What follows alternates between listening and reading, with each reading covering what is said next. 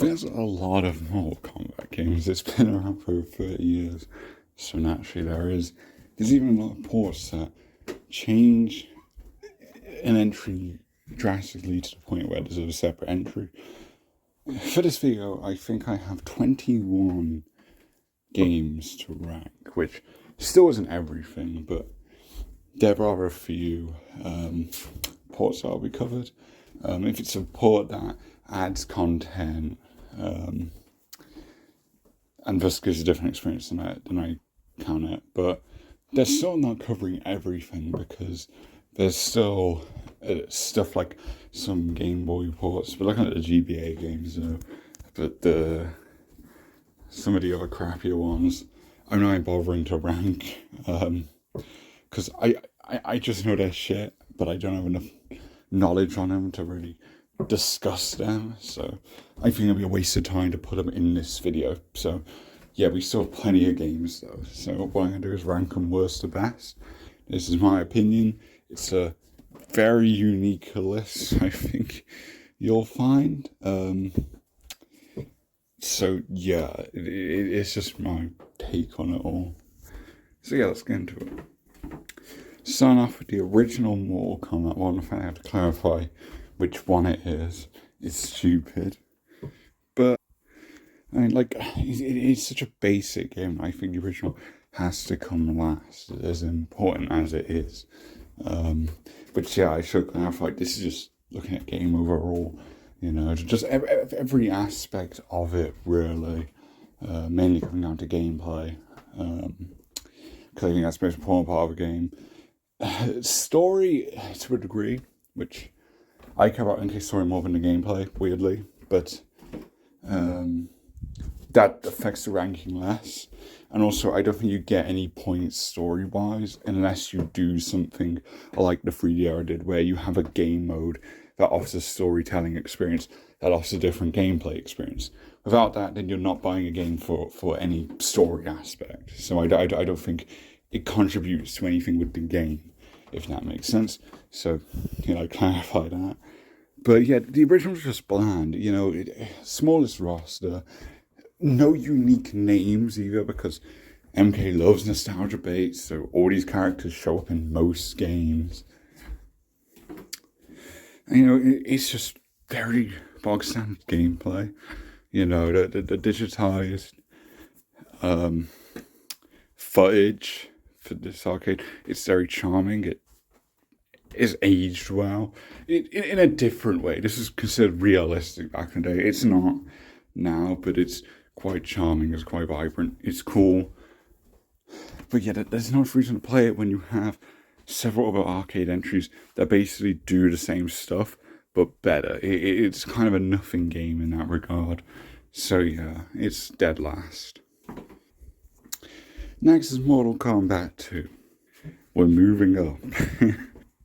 You see here, got a bit of a bigger roster, but still pretty bog standard names. The most unique character here is Kentaro, and he's a boss. A very cheap boss, mind you. Apparently AI in MK2 is at its most unfair. I couldn't tell you because I find the arcade games to just have collectively bullshit AI that isn't fun, which does not help the very basic bog standard gameplay.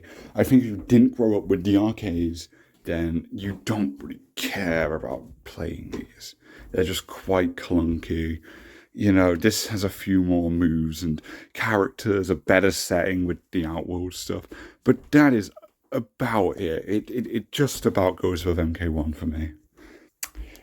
Next is the first of many spicy takes. It's Shaolin Monks. I think this game is quite garbage and very, very overrated. It's one of those games that has been called underrated so much that it's become overrated. And it's even overshadowed the 3D era itself for a while, which I find insane.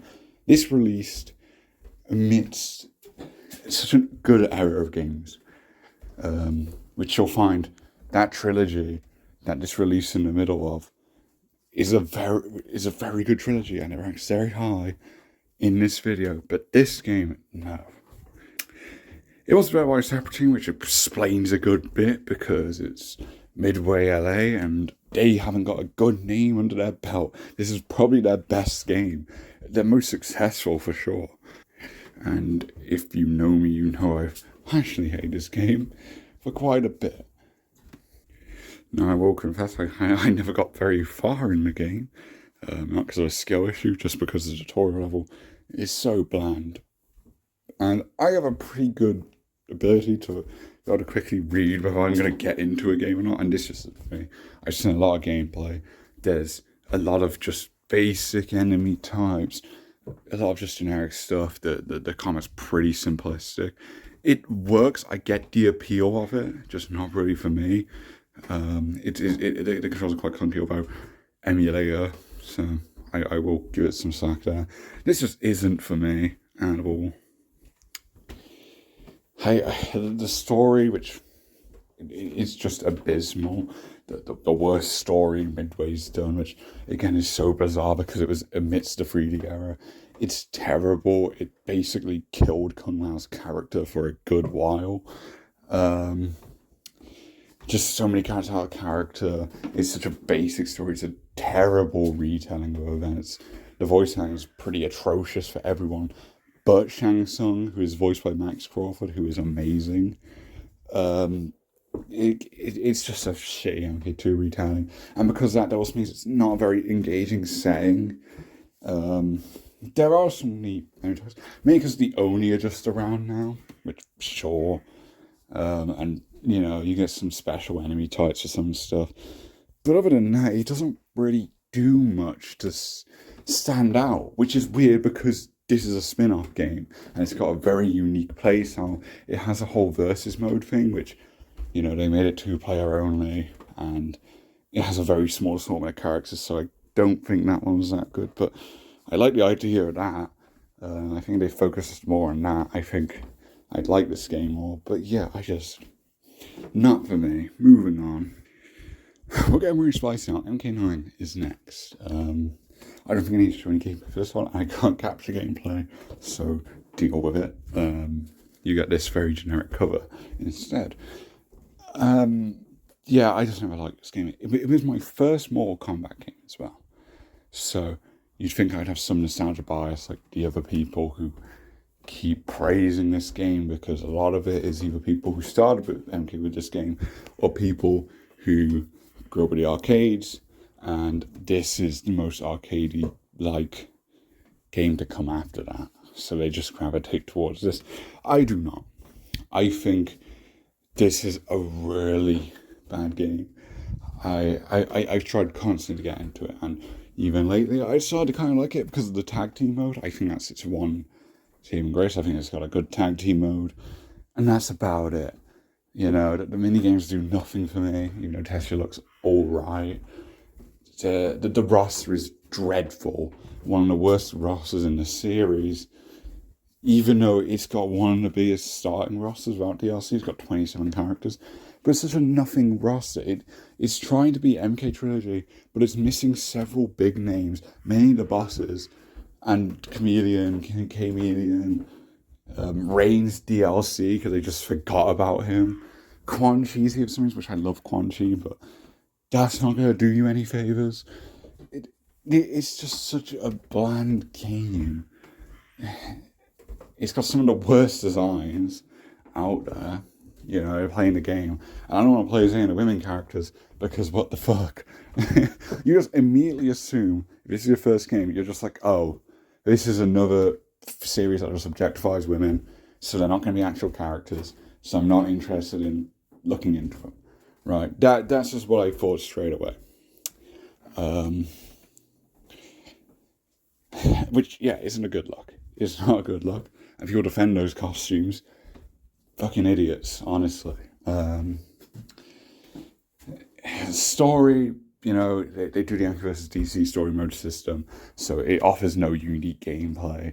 It just offers a terrible story that brought the story of this game into a dark period that we haven't gotten out of. We've only plunged deeper into it because they decide to have an opening that just retconned the ending of Armageddon and proceeded to undo 7 games of work. More than 7, because you have 2 canonical spin-offs. Well, one definitely canonical spin-off, Special Forces might be, I don't know. And then Shadowmonks is just doing its own thing. The gameplay, it's clunky, it's broken to all hell. For such a game praised for, oh, it's become a competitive fighting game again. It is not. It is absolutely fucking not. This is a very unbalanced game. Cyrax Infinite resets anyone? Cabal? Try fighting a Cabal main. Have fun with that. Yeah, this game just sucks. It does nothing that makes you want to go back to it because it is just trying to be a Trilogy knockoff. I'd rather just play Trilogy. And yeah, it just does nothing. The tag mode, only reason to revisit. But there's another game with tag team, and we'll get to that one. So yeah, moving on. Next is Mortal Kombat 3. And you're going to find this is a bit of an MK3 streak, and I do think the original still deserves to be put close to him, despite it's pretty, it's respectively bold roster, but a pretty bad one simultaneously. Great newcomers, just odd return picks. And no, Scorpion not being on the roster is not the problem. That's fine. That's cool.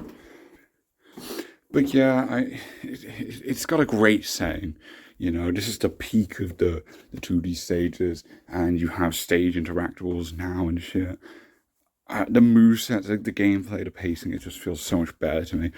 Like, if I'm going to play an arcade game, it's going to be one of the MK3s. So yeah. I'm just going to move straight on to the ones with more substantial stuff to talk about, because yeah, MK3 is just MK3 with more stuff going on.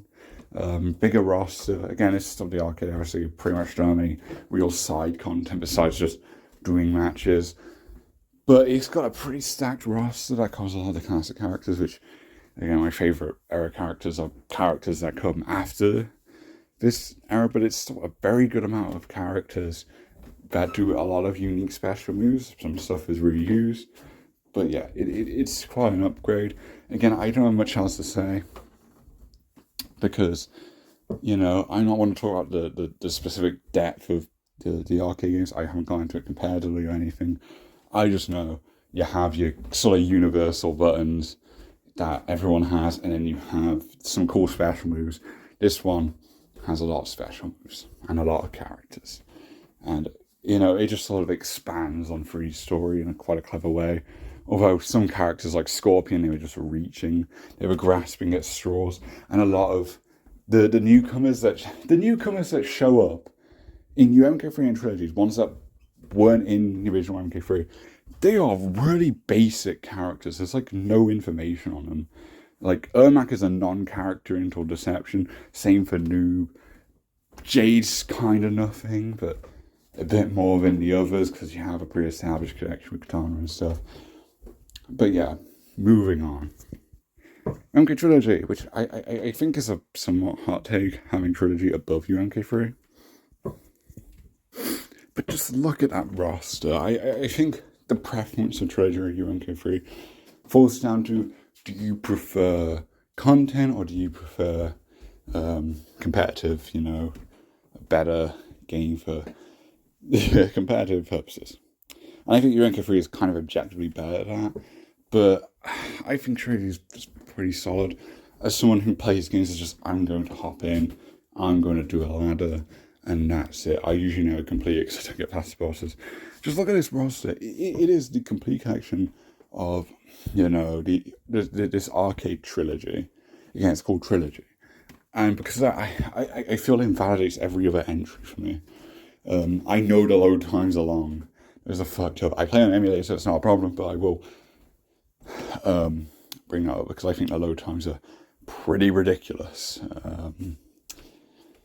And there's various bugs. I can't remember what, but apparently it's just a buggier, less polished version. But look at the roster, you know, playable bosses and stuff. You get even more characters like Rain and Noob. It's cool.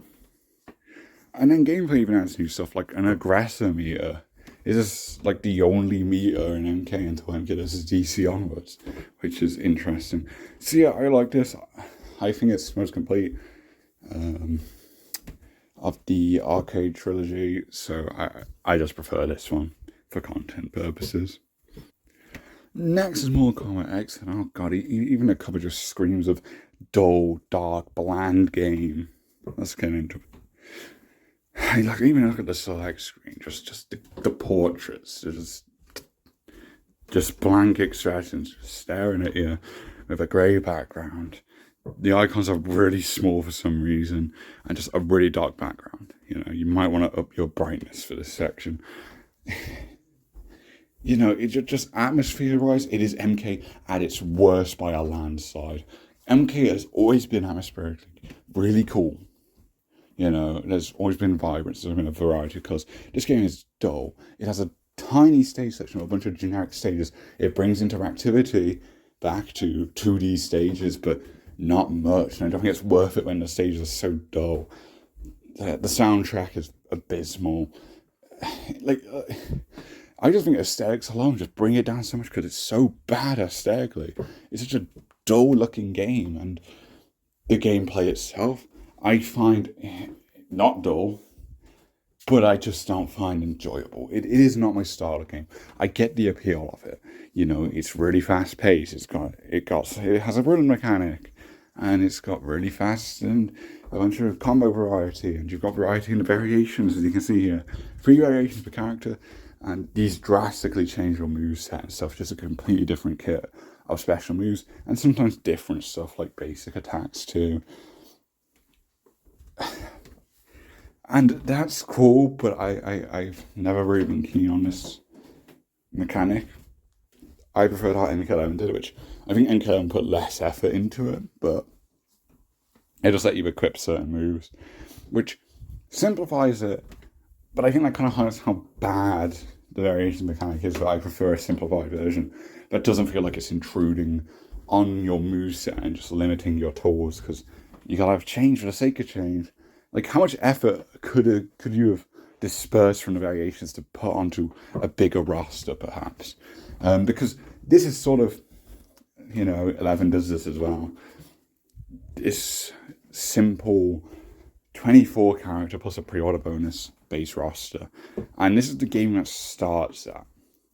So, you know, I'm wondering this variation, I think we might still have bigger rosters to this day. I don't know. That's just a little theory there. The roster itself, also dull. I think it is very much carried by the DLC, the MK half, and the newcomers, because this for some reason decides to go full on Deadly Alliance Deception and just throw in like newcomers for a third of the roster, which admittedly are quite important. The combat kits take up 33% of the story focus at least, and it's still prominent in other chapters like Devourers and Sub-Zeros, which is literally just about training them, so they'd probably take up more than a third. And because of that focus, you get to know the characters, you get to like them, you have some character growth, good stuff. This is probably the best NRS story, mainly because it's the least offensive. That's probably why. But the returns are just dull. Very safe picks. Nothing really exciting. None of these are really the characters' most standout appearances. It's carried by the newcomers and the DLC, which brings Tanya back. It brings Baraicho back, which is a crazy pick, because even a new game that is focusing on, oh, look at the 3 hours with 3 hour Crash Maniac, is simultaneously trying to erase Baraicho with fucking Madame Bo. It's done. So yeah, Baraicho's here. That's cool. Tremor just becomes playable, which is dope. He's awesome. Triborg as well, which is a very clever use of the variation system and gives you a newcomer. Great DLC lineup. The guests fucking suck though. This is not a horror franchise. And, you know, fat man with a chainsaw and no fighting experience does not work in this game. It is such a lame selection. And I pray to God they do not do any more fucking horror guests. So yeah, just dull. I don't like anything particularly with this game. You know, I like certain picks on the roster, but besides some of the newcomers, like, I can just experience better versions of them in different games. This does very little to make me want to revisit it. I think I've revisited every MK game, or started playing every MK game, within the time period I last played MKX. This is the one I haven't revisited in the longest time. Well, except recently. I got it. I fucked around a bit with Tanya, and yeah, I kind of record my issue where I think the pacing's way too fast. People just act like, oh, game's good just because it's fast, but no, there's not a strategy other than, oh, who's getting in their combo first? Who's getting in their bullshit with pound combo? Which is what I feared MK12 would be, and it wasn't. So I will apologize for accusing MK12 as I did in the past for that. It is not. But this game is, and MK9 is quite the same. And this is why I don't like MK9 or MKX. I don't like that style of gameplay. I think casually this game is good because it finally brings versus against AI, which as a kid, this has got me into the franchise, just making random matchups and then coming up with a story in my head for them fighting. Limited tools for that because you have a very small, limited roster and a limited stage selection, but it worked. But yeah, you can't. I can't revisit it, understanding how these games work and learning this game and realizing, yeah, I don't like this style of game. I really do not. But I get why people like it. But yeah, there's just no content. It doesn't matter if do you like the core gameplay or not. I do not. Therefore, there's very little for you to take away from this entry. Next, we're looking at GPA Deadly Alliance, which is a very different experience to regular Deadly Alliance. I think it's a good one. I think its other counterpart is a lot better in the content ads and stuff, but this is still a pretty good package and one of the most impressive things on the GBA, I think. You know, I do enjoy the gameplay of this. It's pretty simple, but it goes for a unique style, simplified stuff. You know, a lot of it's just single hits. You can do combo strings. I think the special moves are a big focus. There's actually 2 fighting styles, and you can do some weapon attacks and stuff. It's quite well made. A lot of special moves and stuff. It's one half the Day Alliance roster. There's another port on how the other half. I think it's solid. It does what it's trying to be, and it does it quite well, I think. You know, it offers a survival mode, it offers a crypt that has a bunch of recolors, and stages. The stages look really good. I like the pixelated art style, it's very vibrant. I am a fan of it. It's quite simple. There is some hidden depth to it, but I think a lot of that hidden depth comes at a later game. Next is Mortal Kombat 4, which I think leaps and bounds. It does a lot of stuff better than the previous arcade games. This is one that focuses less on being bullshit arcade. So yeah, it's trying to be more of a game than a cheaper way to get money. So at least you got weapons here. You got a lot of cool special moves. You have like a max damage balancing system, which isn't ideal, but I think works. The graphics are not great. The stages look good. The models have aged very badly. Probably the worst aging graphics in the franchise. They look good for the time, I'm sure. But yeah, it still plays all right. The roster's another one that has pretty generic returns. However, it is carried by a pretty unique newcomer lineup. So yeah, I'll give it that. Next is MK Gold, which is the Sega Saturn version of MK4, which adds a lot of new stuff. And I think just upgrades a lot better. You know, mainly in the roster department, you have a whole extra row. Cyrex, putting a katana, going to have a rocket. Again, pretty regular picks, but at least you have an MK3 rep now. And then you have some secret characters like Noob, Goro, Sector. Although I think Sector's the only really new one of those. I think you could play as a secret in regular MK4. This is like Trilogy, where it shares the same issue of it's actually a bit more buggy and a bit more broken on this one, but you want more content, like the new stages, like the newer characters. The weapon select system, you know, then this is one to go for. And because I think games of the 90s are unbalanced regardless, I do not really care. That stuff is a bit more broken. And by a bit, that's probably not the same, because I think the exclusives in this game, Melina and Sector especially, are probably amongst the most broken characters in MK history. Sector especially with his little laser rifle. But yeah, I do like this one quite a bit. I've played it quite a lot. I've been learning combos for it, which I can't really say for any of the other 90s fighting game MKs. So yeah, there you are. We're in the top 10 now, and making it to the top 10 is MK Special Forces. This is a good game. This is a good game for what it's trying to be. I think it's overhated. I don't think it's great or anything, but I think this mythology is incredibly overhated. We'll get to mythology. Mythology is ranked very highly, because I think mythology is the best thing to come from 90s MK by a landslide. It is not even close. The spin-offs, I think, are just a much better quality than the fighting games of their time period. Up until Deadly Alliance, of course. And this, while not perfect, I think is fine. I think it's fun. I don't actually complete it, but when I was playing, I had a relatively fun time. And I had limited complaints, which is interesting for a much older game. Yeah. So yeah, let's get into it.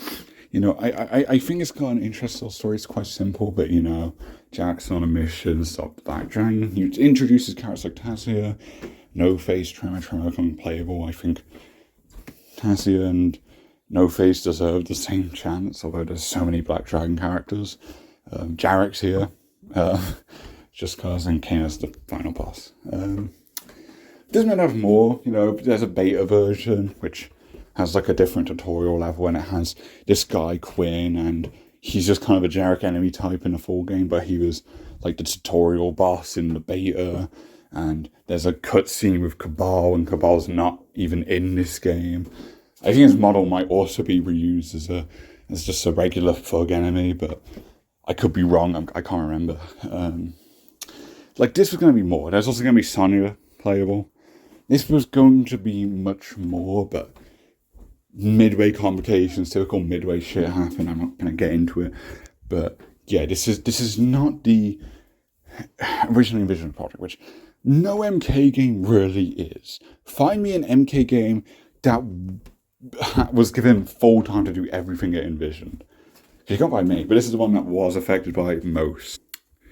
But something is good for what I was trying to be, and I think when it came out, it was a relatively cheap game, because it wasn't that complete experience. It's sort of a one and done thing you'll play, but I think it works at that. I don't think it's pretending to be something it's not. I think it's just a fine single player experience. I think a lot of its flaws I've had just come from its age. It's just stuff I'd expect from games at that time. It has nothing stand out bad, notably bad for its time. Other than it just being alright, you know. I like the gameplay, the graphics are fine enough for, you know, a 3D game in 2000s. It's what you'd expect.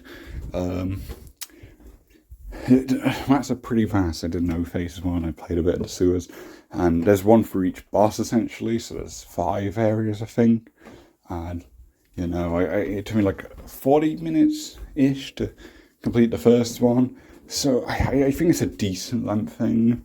There's a lot of enemies. You've got like special move inputs to do stuff like the ground pound. It's kind of like mythologies in that sense. A bit different though, because you're not like playing a fighting game character just in a action adventure game.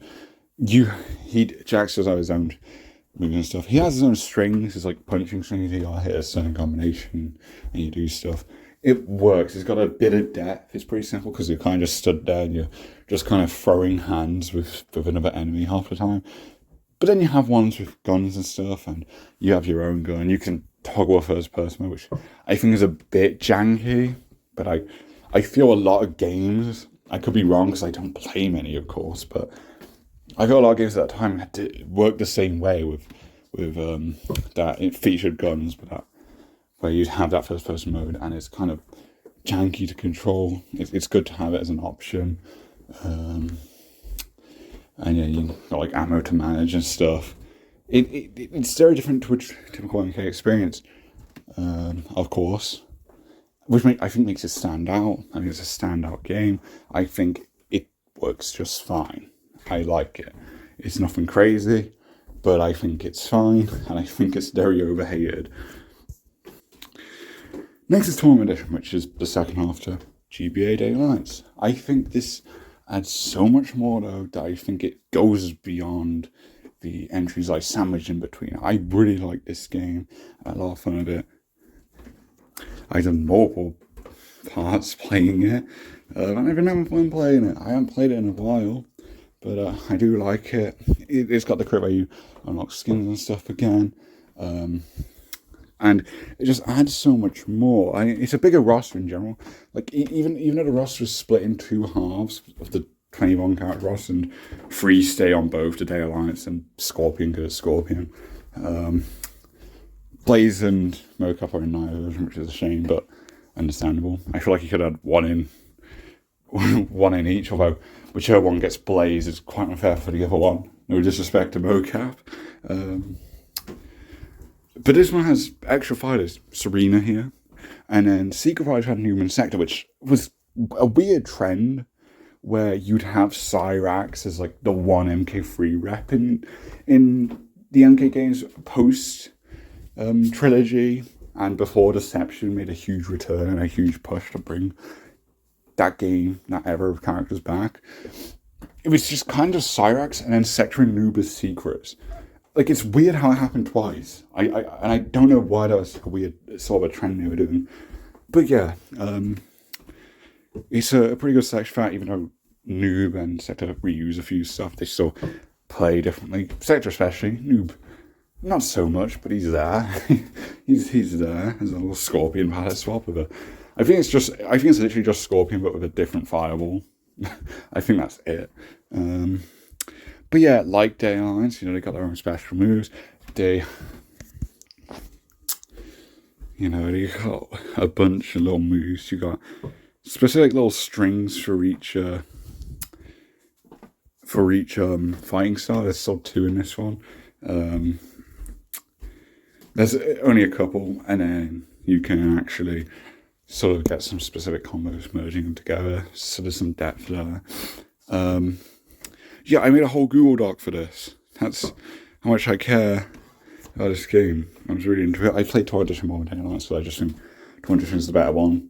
I think it even has the better roster, even though there's a lot of DA newcomers only in the DA side that I do like, such as Frost. I think Frost is very cool. Has a slide infinite. Let's not question that, but there's some broken stuff. Which, if anyone can find, because I have a morph list here, because, yeah, this is a cool thing. It's like Classic Shang, where he can morph into anyone in a specific game. But this is the last time this is implemented into an MK game. The very last time. Main game Shang Tsung, you couldn't morph at all because of the limitations. And once they brought it back, it was only to morph into the opponent. So, yeah. Reptile's morph input is unknown. I don't know if they just forgot to add it or what. If anybody happens to know, let me know, please. I need to fucking know. I gotta figure it out. Yeah, like I coded it on what's exclusive to what version, and like weapon fatalities, that's one thing that Tournament Edition added. Weapon attacks are in both versions though, which on a fighting style, it's just different. It's just more special move inputs using the weapon pretty much. And you can merge them into combos. You can special cancel. You can special cancel into weapon things before special cancelling existed. So there's a weird bit of depth. It's still overall simple, but it's understandable with this style of game. But I mean, yeah, like what the fuck is this? Look at all the Scorpion combos. It's quite crazy how much is actually here for a game that has 2 buttons to press. It is an incredibly impressive port for the GBA. Really good. One of the best games I've seen on that console. And just in general, this game adds a bunch of stuff. You still have the survival mode, which is unique to GBA Daylights. But you also have tag team. You have different types, which I think was both versions, but there's stuff like you can do a tag team as the Deadly Alliance itself, and then if you pick the two sorcerer characters, then your final boss is Raiden and Baraicho, which is really dope. Or if you're just picking one member of the Deadly Alliance, then the other final boss becomes Dramin, who is, I guess the main right-hand guy. Of course, Moloch would be the normal boss, but Moloch's not in these games. Again, understandable. I think he'd be quite annoying if he was to fight against, I mean. I suppose they could have done something clever, like making him just regularly playable. I don't know. The AI is pretty decent. It adds a challenge, but it's not bullshit. And you've got all the difficulty levels of the main games at the time. Also, which I can't really experience myself, but there is a big focus on linking to players. You can even do like tournament stuff. They even added like a red coin thing and expanded the crypt a bit for these red coin stuff, which, again, unfortunately, you can't get extra link to someone and you play for coins. That's how you get the red coins, which I don't like having multiplayer locked stuff. Because I emulate it, I just gave myself the coins to get everything in those coffins. I think that's one thing that's kind of weaker, to be honest. They were focusing on the linking stuff more and having these unique multiplayer modes, but I mean, GBA does in general, didn't they? It wanted to promote that link play stuff, but yeah, I think not restricting that stuff's better. But yeah, the crypt does a lot of stuff, stages and parts and stuff. You get some secret filter modes and stuff. It's quite neat. Test Your Might, Test Your Sight minigames, although that's on both versions anyway, which is cool. They're still here. It's just very good. It's just a very solid port. Has a bunch of content. Like, yeah, the roster's put in half, but it's like 15 characters on Tournament Edition, and then 12 on Day Alliance. It's still a good amount, and it's a unique roster because you have Day Alliance newcomers, which aren't in many games, and then even Tournament Edition throws in some exclusives. It's very, very good. I am a fan of this game. It is very impressive. I think it's worth a try if you have an emulator. I probably won't look at any way to get it on the actual Game Boy because I think just to try on the GBA, it would just be tedious to deal with. But that's just me. That's just me being a zoomer. So yeah, I really like this game. I think it's super underrated. Moving on. Next on the list is MK vs DC. I think this is a solid game gameplay wise, but it comes up short in content. Just like look at this. You don't have much here. You got your arcade, and the ladder has a couple options at least. Like you can select if it's an MK tower or a DC tower or a mix. There's the story mode, which started the chapter system, which again I don't think you get any points for it because it's just cutscenes I can watch on YouTube, not very good ones. The story in this game is pretty daft, which doesn't really matter because it's a silly crossover, non-canon thing. So the quality of it doesn't particularly matter to me, but yeah, it's just not enjoyable going through all these filler fights that have no gameplay differences, and you got to do it twice because there's two sides. They do always make it a bit interesting because it's telling the same story from two different perspectives, and that's kind of why the chapter system at least makes sense to be in this game. And then when they implemented it for all the other story modes, it makes no sense because there's no reason for that pattern to be there. Combo challenges, those are actual content where you've got a set of combo challenges to input, and they can be quite annoying. It's a good challenge. So decent bit of side content, and then that's literally it. That is all. There is no crypt, there's no alts to unlock. The only unlockables are Shao and Darkseid. Which, speaking of, it's a 22 character roster, which I think quantity wise is fine.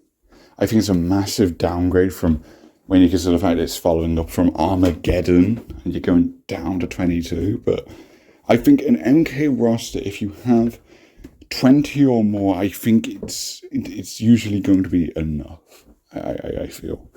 The selection is quite bland, though. It's very safe picks. what you'd expect. Again, I feel like crossover games benefit from bigger rosters.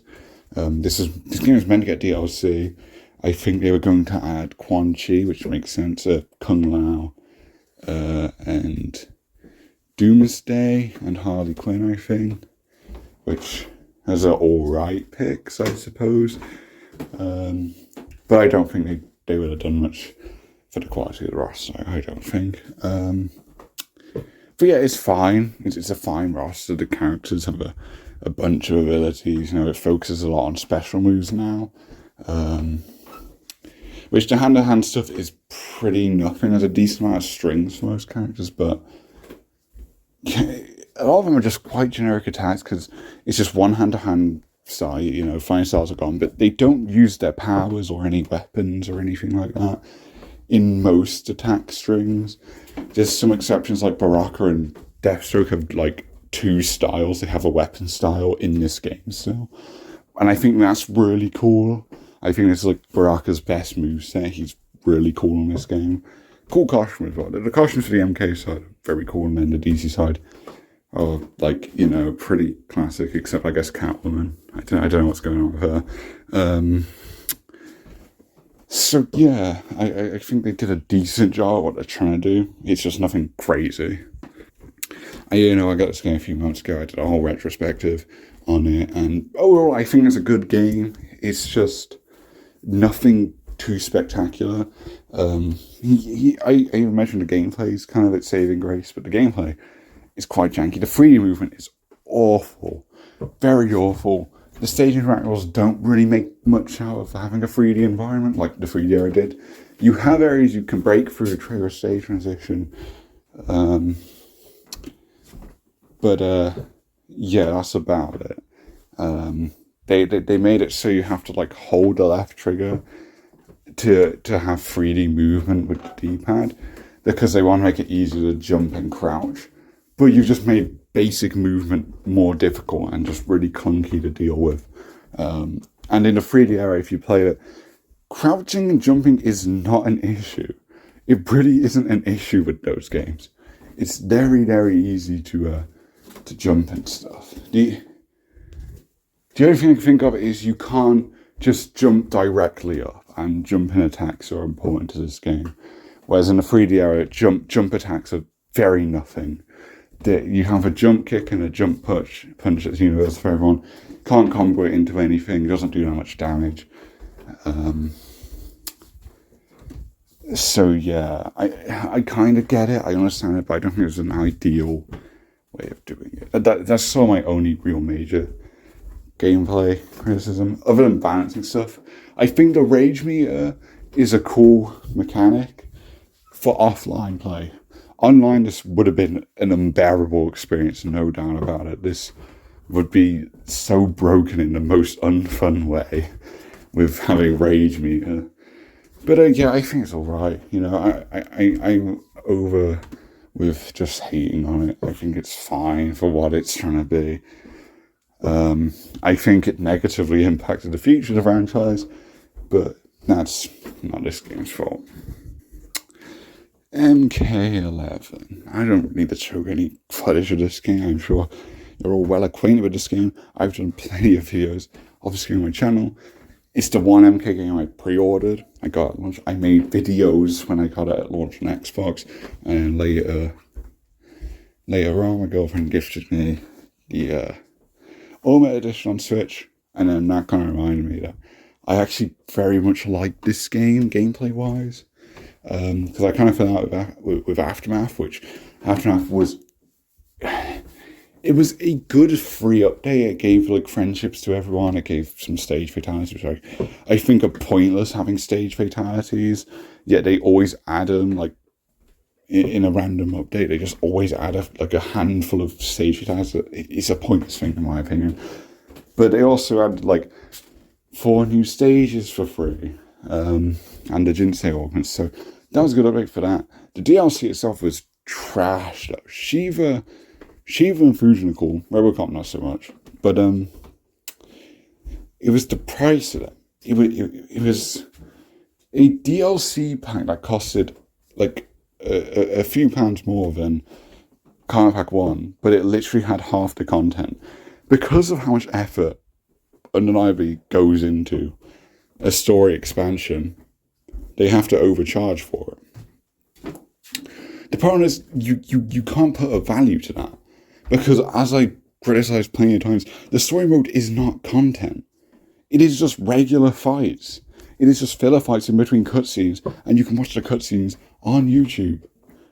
You can't put a price tag on that because there's no value. It's worthless because it's not offering a new gameplay experience, and the story experience you can experience on YouTube. Like it was so daft to me, and MK12 is going to do it as well, and it'll probably be overpriced. Because most of the stuff in that game's overpriced to begin with. And I think that's just a shame. I think I need to start with story expansions because the story expansions are terrible to begin with. They just make the already bad story worse. And yeah, just like it just doesn't make sense ethically to fucking pull these story expansions out as paid DLC. It doesn't make sense.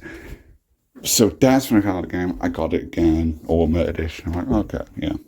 This is a cool game. It feels complete. It doesn't feel complete.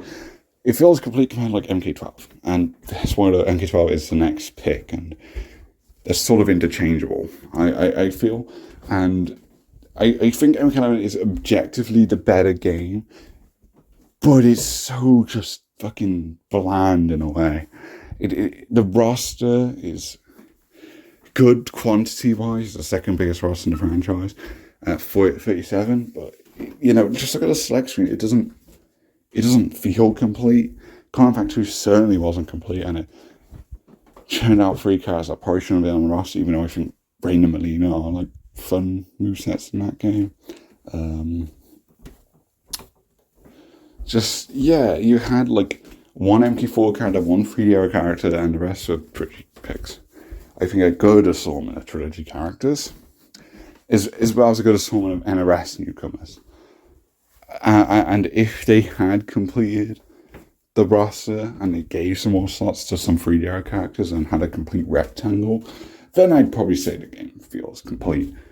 But it just doesn't. And in the final version, you've got missing cosmetics that just were limited time and you can't get them anymore. There's some really annoying stuff with this game. This is the one that started all the live service microtransaction bullshit. Microtransactions aren't a problem in this game, but the live service stuff certainly is. This is a game that is going to become unplayable when the servers shut down. And when that happens, this game will fall all the way to the bottom of this list.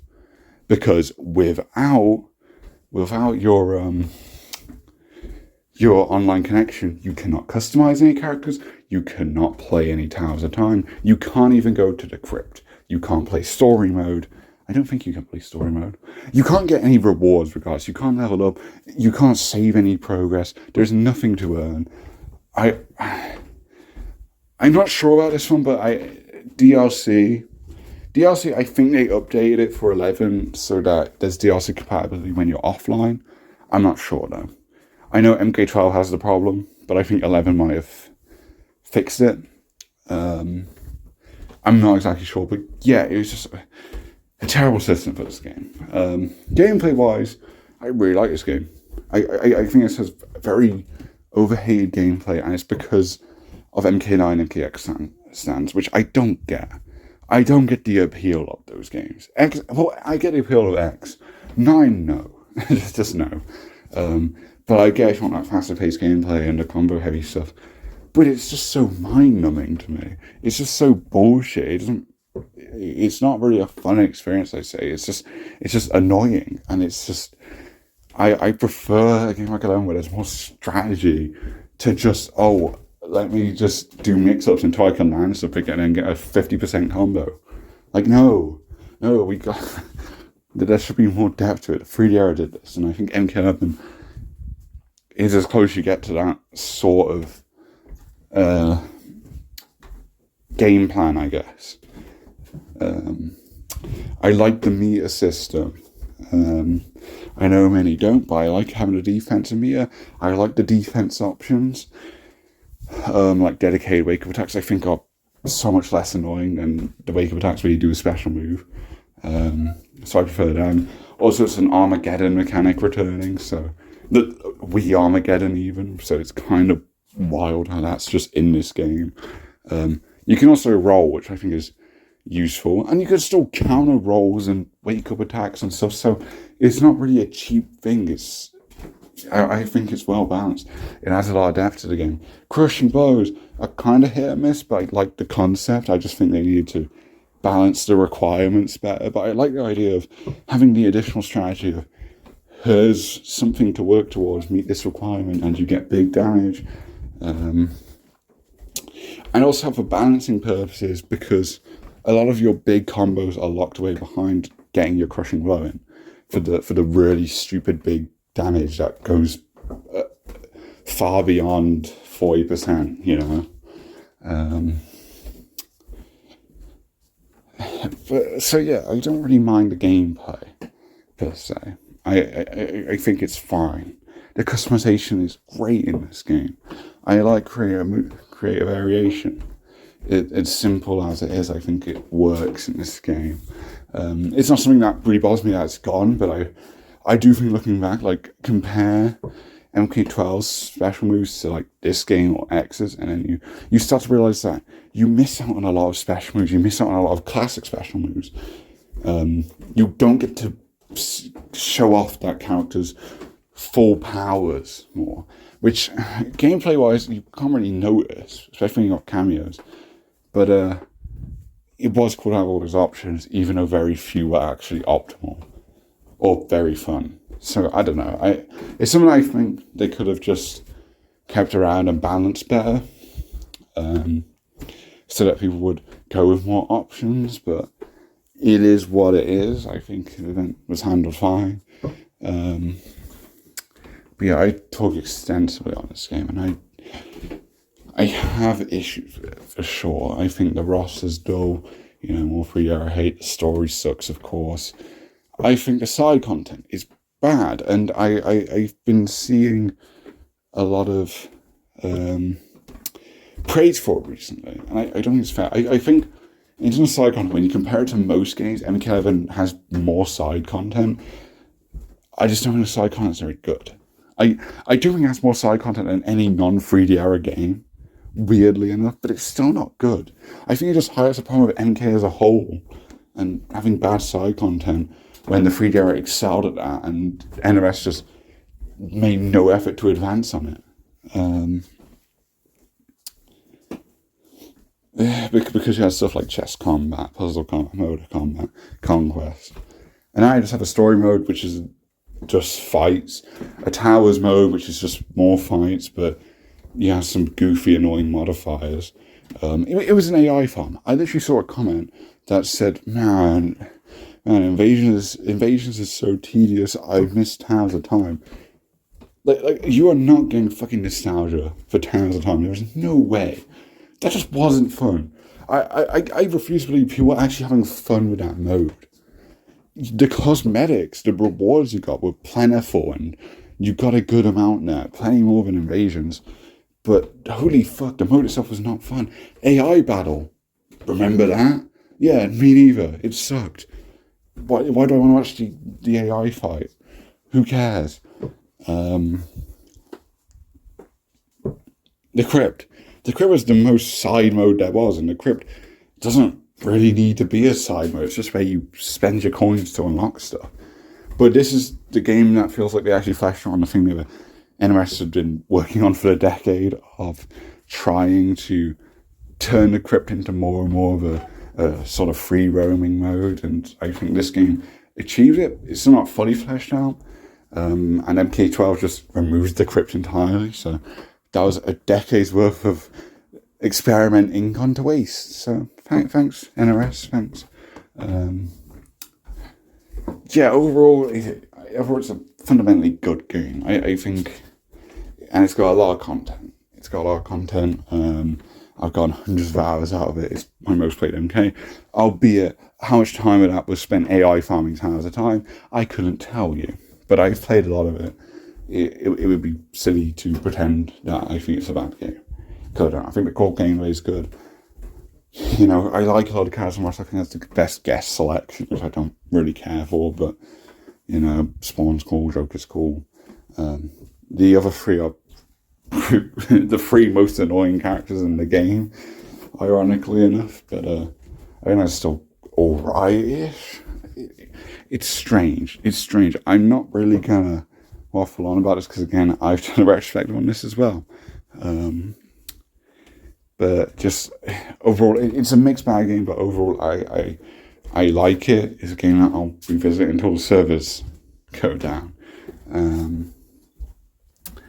And yeah, if I was putting personal reasons aside, this would go above MK12. I think this is fundamentally the best NRS MK currently.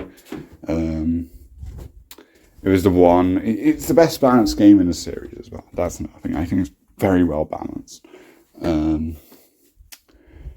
I just feel this is at a time where NRS is just creatively bankrupt, and your roster is bland. Not as bland as 9, of course, or even X. I know X does have like some pretty fucking cool picks like Tanya and Baraicho, and Shinnok and Quan Chi, you know, but ultimately I think the lineup of returns from the classic games it's a pretty good selection for this game. And you have Scarlet, you have a good amount of X newcomers. Takeda and Kung Jin should have just came back. You spent so much time focusing on the Kombat kids, and you only brought 2 back. Very stupid. But it's still a good selection. And I actually like the MK11 newcomers. I'm one of the few that like Collector and Cetrion quite a bit. And I suppose they're weirdly enough the 2 main appealing things of the roster, because you can't get them anywhere else. But yeah, it's just sort of that. And what made me decide on what game I'd rather pick, it just kind of falls down to the selection. Which again, I still think it's an objectively better roster because it has more characters than MK12 at the moment. But yeah, it's just kind of dull. It is just kind of dull. And it's kind of my biggest issue. A big wish I had for this game was more 3D characters. I think they came late to it because I think I would have loved to get more 3D characters without retcons and just show up here with a whole bunch of customization, a whole bunch of special moves to show off. That would have been awesome. We did not get that. So for personal reasons, yeah, I prefer MK12. Let's move on to that. My opinion on this could flip-flop at any point because like 11, this is a game that I think has a lot of goods and bads, a lot of pros and cons, very bit mixed bags.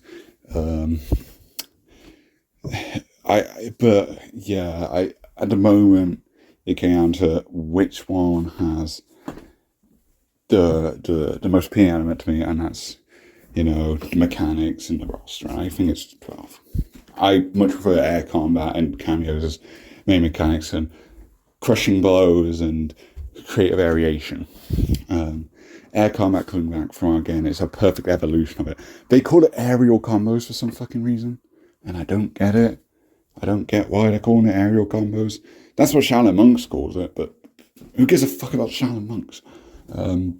You know, Armageddon, air combat. They could have just treated it as a big return, and they didn't.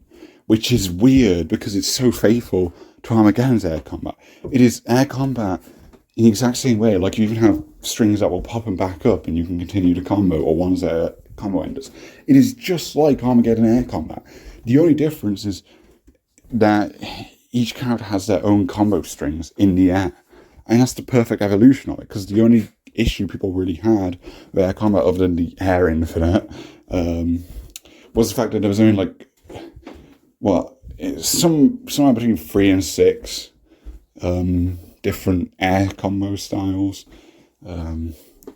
So I think that's awesome. And then cameos. I think cameos hard carry this game, and I've been seeing him get a lot of flack. And I was getting him a lot of flack on paper. I thought the concept on paper was quite ridiculous.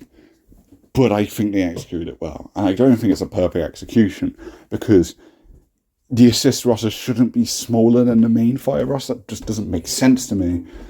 And also, they have repeat slots like another Kung Lao, another Sub-Zero, and another Scorpion. I think what they could have done, and what I thought they were going to do, from how it was described in the reveal, was every fully playable character has a cameo form. And then on top of that, you get like an extra 15 unique assist fighters that just are separate to the main fighters. To expand that roster without having to just come up with an unfeasible amount of characters. Another thing I had was, this will just be where they put all the 3D era characters. And no, the 3D era is still a minority. It's like a third, I suppose, if you combine the two rosters of the such, which isn't bad, but yeah, I still, ideally, I'd still take more, but it is a massive step up. And there's just 3D era characters and MK4 characters on the base roster, and you have some 3D era characters in the carry section, as well as some classic characters. Sora and King finally get a break. They're just assists. Thank fucking God. They did not need another return. So yeah, I really like the roster. My only issue really is those dumb repeat cameos, and even then I do quite like them. But I do think they could have just gone to having more unique characters. I don't see the reason not to do that. But yeah, I think all the assists are really cool, and they're very important to the gameplay. I feel like they're part of your playable moveset. I know a lot of people don't, but I actually think they kind of count as playable. Like my favorite character, Shingo. I don't mind that he's a character. They do something unique that you couldn't do if he was regularly playable, and it's a big return regardless. So I'll take it. I think it's quite insane how a character who probably should have just been the main character going forward, if you had to choose one, just disappeared for a whole trilogy and shows up here as an assist. But I will take it. I'll take what I can get. Obviously, the unfortunate part is this comes at the new era, which is terrible. I think this game is the final nail in the coffin for MK's lore, because they completely changed all the lore for very simple, unpolished, just lacking depth backstories that don't add to the characters, except Reiko, because Reiko explains his loyalty to Shao. And besides that, none of them offer anything that makes them more interesting than they were before. I think the lore is completely ruined. I don't think it impacts gameplay too much. It does in some ways for very drastically different characters, like Havoc, who I think his moveset's still alright. It's just not ideal. I think it's just terribly balanced. I do think Havoc's the worst character in the game, which he's considered low tier. I think saying he's bottom one is a hot take, but he is the only character I've touched so far that feels at a genuine disadvantage in most matchups. It is quite insane how poorly balanced he is. But yeah, like design-wise, it's a mixed bag. Havoc looks terrible sticking on him, but I think most characters have at least one good costume. The costume section has been reduced, however. You get one ult, like the old games. There's 6 palettes of them, and you can choose the palettes. You can randomize them and stuff. And then there's a third ult that's like a special Order of Darkness skin, and those are hard to get, and it's using fear of missing out bullshit tactics. Although not as bad as 11, because, it's a full season. You have like many days to obtain it. But yeah, Invasions, might as well transition to that. Not good. Not a good mode. I thought I liked it at first, but then it gets tedious. I think the tutorial Mesa, the cage mansion is fantastic. I think it's a map that has a lot of charm to it. It's got a lot of funny little Easter eggs and quirks and stuff. And then the actual seasonal mazes, because the Cage mentions the tutorial one, which if you're most peeking at the tutorial, I've said this in my retrospective, not even a retrospective, just review. Retrospective implies it's old, but looking back on it, which I suppose you could argue we are, because this game's pretty dead. Pretty dead, like not dead, but the numbers are a bit concerning, admittedly. I think people overreact on that though, but that's a separate matter. I'm still finding plenty of players and I'm on Switch, so I don't particularly mind. But yeah, the mesas just lifeless, and there's nothing that you really gain from having a map. There's no NPCs to talk with. There's no lore or anything. It's just generic area. It does nothing for me. And then you have generic fights with some modifiers, way less than MK11. Not as annoying, but that just means they don't feel like a thing at all now. They feel like even a less of a thing, meaning it feels like just regular fights, even more than half its time. The only benefit is you can end them quickly, because you have the RPG element, and you have these cool talismans and artifacts and stuff. I like the RPG element. I don't think it's done very well though, because there is no incentive to put your stats into anything other than special attack and regular attack. And then once you get to max level, just put everything into standard attack for grinding anyway. Like, so you've made a pretty bad RPG system if I have no incentive to put my points in anything else in the majority of scenarios. But yeah, I do like having the menu and stuff for it. So yeah, again, look at my review for more of an in-depth take. But overall, yeah, I think this is following the same lines of MK11, where you've got good gameplay that's relatively balanced. This one, not so much, but, you know, give it time, because MK11 itself took a lot of patches to get as balanced as it is now. And there's just a lot of bugs. I mean, the Switch port I play on, which isn't as bad as people think. It's literally just a graphics downgrade with some visual bugs, and that's about it. You know, the performance issues are very minimal. I just simply fix more of the visual bugs, ultimately. Which I've been doing a decent job at, but there's still several. And yeah, that's kind of bother. But also there's like the desync issue, which at time recording, they claim they need a second patch update, and that's not even here on Switch. So that is twice now that they failed to resolve the desync issue. So, well done, NRS. Well fucking done. Which, for those who don't know, the desync issue is you just desynchronize from online. You get kicked out of the match. Like, very frequently. Everyone has it. And it's been going on for over a month. It is insanely bad. And this came with the Quan Chi update. The Quan Chi update, they had to shut the service down for a whole day because... Not a whole day, half a day. So people couldn't play Quan Chi because there's no offline compatibility for the DLC.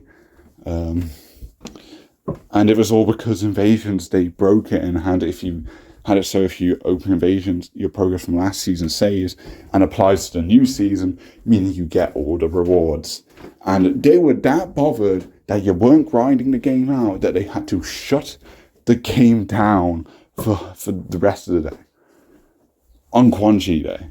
Like, what a fucking joke. If that happens again, I'm going to lose my shit. Like this isn't a very unprofessional system. You know, there's no communication from MK itself. I don't expect the devs as individuals to communicate because MK fans just harass them. So, yeah, I don't think they should be the ones who have to tell you this stuff. I think you should have an official post from the official account. But no, the official account just disappeared for well over a month. And it wasn't because they were on break, because there wasn't even anything about Quan Chi. And that was, he was revealed in November. And the belief was they just went on strike from Twitter because Twitter's bad. But they just came back. So, what was the point? What's the point? Nothing with Twitter's changed. You haven't done anything. You just stopped posting that for a month. Like, it is insane how unprofessional this company is being, especially when you've got like Warner Bros. As the head as well, who suck, but you would expect some professionalism from a WB owned thing. It is a mess. It is a mess. I think it will get resolved. I think a lot of the issues will get resolved. Some stuff you just can't fix.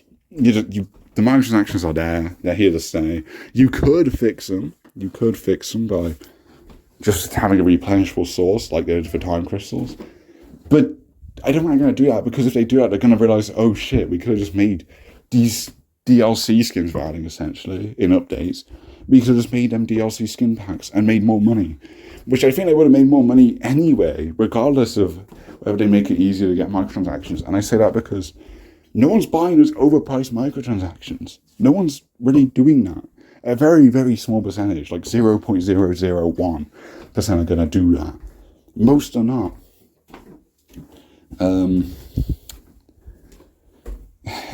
So yeah, I think they definitely made a mistake there.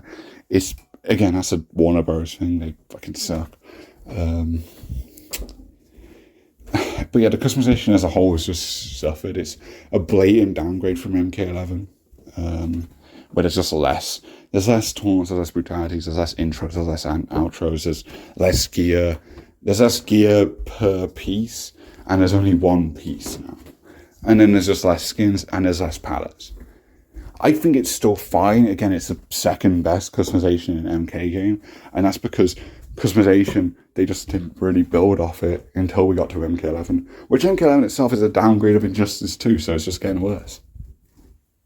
But yeah, you'd expect more. You would expect more, especially when a lot of the stuff isn't obtainable at the moment. A lot of cosmetics has been there since day one, and they're just drip feeding the content. It is bad. The shrine is also terrible. You know, it is the crypt, but without any effort put into it. You know, you could have at least done a little grid, but no, suck the charm right out of it.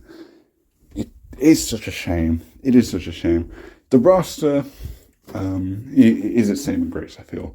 And even though it's not perfect, of course, with characters being so drastically different in this game, and I don't really prefer the versions of any in this game, but I think the movesets and, you know, depending on the designs the characters have, I think they managed to escape their story mode counterpart and still feel like themselves for the most part. But some aren't escaping. I mean, Raiden's one.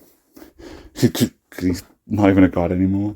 And for his season, they're going to add a MK11 copy-paste of his Dark Raiden skin, his bad one, like literally the worst Dark Raiden design.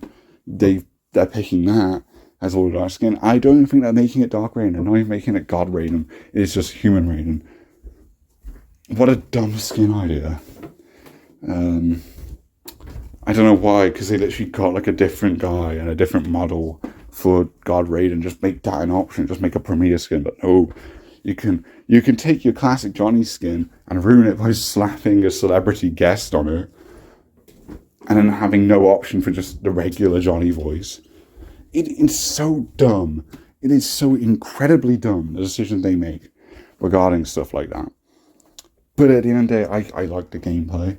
You know, it's paced like 11. It's not as unbalanced as I thought it would be. It's relatively balanced. So my concerns there are kind of lifted. I like it. You know, I just want them to fix online, and I'll have a lot more fun playing it. Because yeah, I can take this game as just an online fighter. I think MK should fundamentally be more than that. And I think we're stepping in the wrong direction by focusing on live service stuff and not focusing on true single player side content or just side modes. Because not even just single player, chess and puzzle combat and motor combat, they were all playable online. It's just different game modes, it's just more options, and they're not doing any of it. You know, you'd think at the very least this game would have an option for no cameos, which I wouldn't play that, because I think without cameos, you strip away so much of the gameplay and just make it generic. You make it generic, you take away Like, the only thing that really makes this game stand out, the only reason you're playing this game is for cameos. If you don't like cameos, this is really not the game for you. It so isn't, because they, like, decrease moveset sizes and stuff. Like, just, not even any special moves, just the strings and stuff. I know Star Cars have less for. Scorpion has a whole 4 combo strings. 4. Literally 4. He's the fastest character to master I've ever seen in the franchise. It took me 5 minutes to figure out his entire moveset, which is quite insane. Especially when the roster is continuing to decrease. And I think that's because of time constraints. Quan Chi and Omak blatantly meant to be on the base roster. 2 characters went missing and 2 are NPCs. Like, yeah, they were obviously going to be base roster and they were pushed back to DLC. I think that's the most egregious part of not just roster, probably the game as a whole. I think that's really unacceptable to have something like that. And then you decide that because of DLC you're going to limit the customization they have. Insane. You have to pay for 2 characters who should have been there at launch, and then you get less with them. You get less with the paid versions of them. It is so dumb. So yeah, this game really pisses me off in areas. Again, the main one is the story and the lore, but there is certainly other stuff, and I don't think it should be ignored. I really don't. This game's getting a lot of flack, and I think this game deserves it. I think they need to get told this. It's about time. You gotta stop with the microtransactions. You gotta stop with the live service shit. I hope this doesn't go where they decide to be much more safer next game, and they have a safe roster. They get rid of cameos, which I think are going anyway, unfortunately, and they just make it another safe entry. I hope they don't do that. I really hope they don't. But I do agree with stuff like the live service stuff is just bad. It is just terrible. The story stuff also atrocious. But I don't think there's a point in asking for a better story, because you can't. You cannot get that at this point, because the new era just ruined the lore. 30 years of MK lore, because at least, like, the last trilogy at least tried to follow the same like boundaries of the original timeline in terms of the history of stuff. They just retconned stuff whenever they felt like it, and that was kind of what changed. Whereas the new era is everything's retconned and just made worse, made inferior. And that's not to talk about the characterization of characters, because I think a lot of characters have decent personalities. Baraka, Reptile, Melina, but they're just all kind of weighed down by terrible lore, which is kind of the opposite of what MK used to be, because you didn't have the resources to really characterize these characters much. You weren't able to give that cinematic experience. But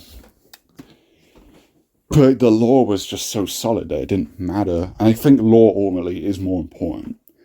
But the lore is just ruined now, for no reason.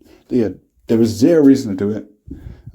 I think it is a shame that the Big 3 Hour Return game is the one that just changed them all. But yeah, that is my main issue. That's probably its own video talking about how this game's story it's done. It is so done. It is completely over. I can separate the story from the overall game experience, because again, I don't think the story mode is a gameplay experience. It is just a quick grind to get whatever the unlocks are there. And then you watch the cutscenes on YouTube beforehand anyway, and you complain about them because they normally suck. And that's it. Then there's the story experience. And then you have dumbass intro dialogues, which I've had to listen to way too many, because if you skip them, you normally desync. And it's fucking painful, because I've been playing a lot in Atara, and I have to listen to fucking Megan Fox all the time. So, basically what I'm saying is, this game depletes my sanity, but I like it. I like it more than I should. And it's a shame. It's a shame to admit. I think it is a curse. It is a curse liking this game, because now when they fuck up, I care even more. And I don't like that feeling. I really fucking don't. But yeah, the roster, I fucking love cameos. I really love cameos. I think it's the best thing this franchise has done since 2006, and I think they're just going to waste it away next game and just try a different gimmick that won't stick the landing, and then you just have this repetitive cycle of trying to appease people, but you don't do it. So that is my theory there. I'm very excited for future DLC cameos. We got Pharaoh and Movado, those are really cool picks. Jeanette Cage, it's there. I hope future DLC does not fuck up, because the data mine selection right now is pretty meh. A lot of safe picks except for Kung Jin. So I hope the cameos deliver, because if the cameos do, it's fine. Because I think the cameos can take safe picks and make them interesting and cool pairings and stuff. And I think the selection there, noob aside, you do get good pairings there. Noob just doesn't make sense unless you had a Cybersmoke cameo.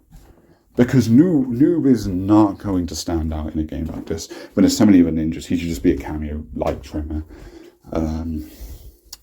Because Bihan's in the game as well. And he has an advancing ice clone, like a shadow clone. That was intentionally to give him like a noob-esque ability, which is a very cool detail. But yeah, no, just add noob, yeah. Sorry if I spoiled the fucking leaks. Does anyone care about getting spoiled on future DLC? I thought everyone wants to be in the know about that. On what their wallet's going towards in the future. It's not much of a... You're not really missing out much for a reveal. Because the reveal's still going to be a reveal. Although saying that, I don't think Noob's even like explicitly named in the files or anything. We might not get Noob. And I hope not. Because I can accept the rest of the lineup, just Noob doesn't make much sense. Again, going off on a tangent there. But I suppose it is relevant in the sense of discussing the future of this game, because it's not complete. We know we still got basically a year's worth of content. What happens in 2025? I don't fucking know. I have no clue. But I'm hoping less bullshit. I'm hoping the DLC prices aren't fucked up. Yeah, that's about it. That really is. I just hope stuff gets fixed. And I am of the belief that a lot of the issues with balancing and bugs, they're going to get fixed. And I think once you get past that, you look at the game and it's got a good selection of characters and assists, and, you know, it makes you want to just go play it and do matches and learn stuff. And I think that is all an MK game needs to do for me to really like it. But still, MK should be doing more. But yeah, moving on, because I have talked to fucking death about these games. But yeah, that is about it. Of course, there's a lot of more specific stuff to discuss, but not here. Moving on. Next in Mythology Sub-Zero. I think this is the most underrated game in the series. This is the best thing that come from MK in the 90s, both from a story standpoint and just a gameplay standpoint. This is a very, very good game. Great level design, I think. I know that's a hot take because people don't like the platforming stuff, which I can't say I'm particularly careful. It's kind of janky, but it's not as unbearable as people make it out to be. I know there's that fucking angry video game nerd guy, that tosser, who has a shit video about this game. And I that contributes a lot to people, because they just kind of echo chamber whatever that loser said in that video. That's kind of what happens, and I find that fucking stupid, because most of these people have never touched this game, and it's fine. I think this game's fine. I really liked it. You know, the story is so good, the lore is so good, especially for the time. This has a lot going on. Too much for me to get into depth about, ultimately. But I really do fucking like this game. You know, this was just a game, some very charming old cutscenes, with some good voice acting, peak Quan Chi stuff here. This is a game that makes you really love Quan Chi. It's just a very good story, and again, because this is action adventure game, the story's relevant because it's part of the experience.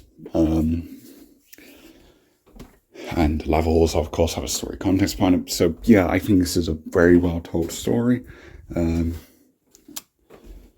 Arguably a bit brief. I think the game itself isn't, because it has an introduction level at the Shaolin Temple, and then you have the 4 temple elements, and then you have the Netherrealm stuff, which is another 3 levels.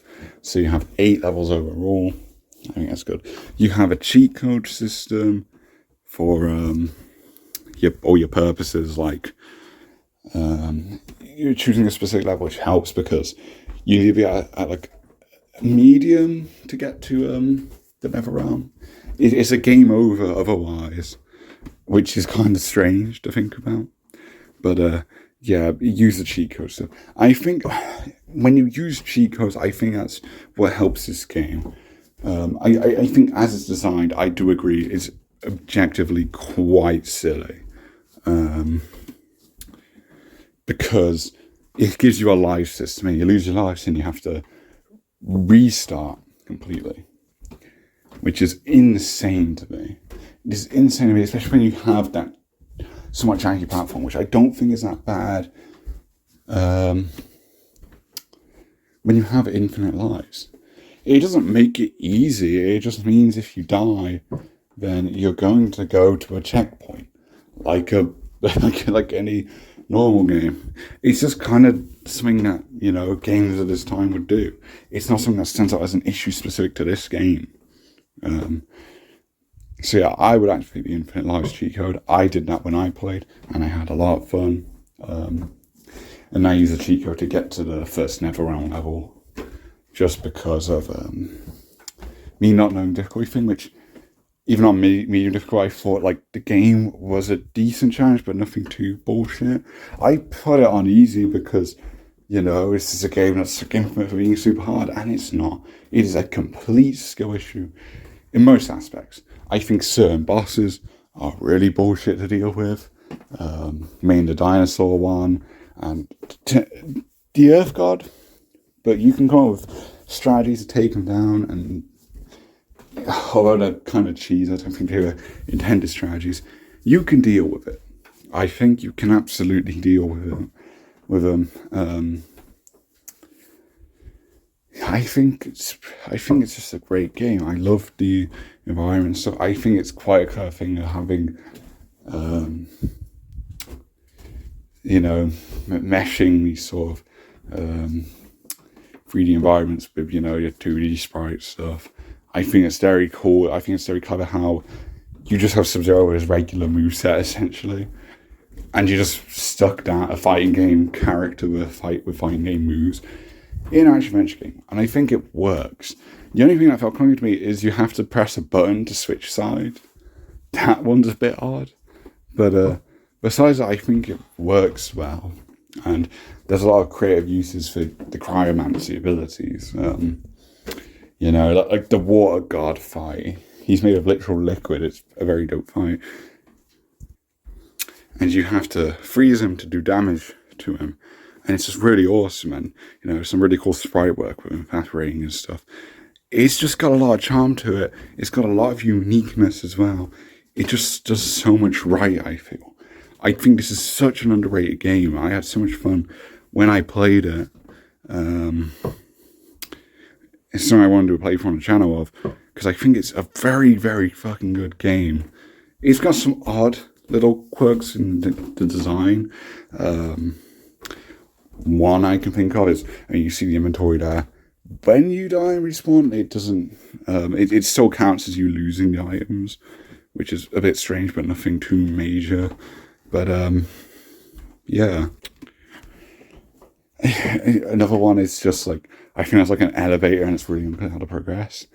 That's just old game for make it unclear how to progress. So you might need a guide on like really certain things, but I understood what I was doing most of the time. It didn't piss me off, and I normally get pissed off at games pre the 2000s.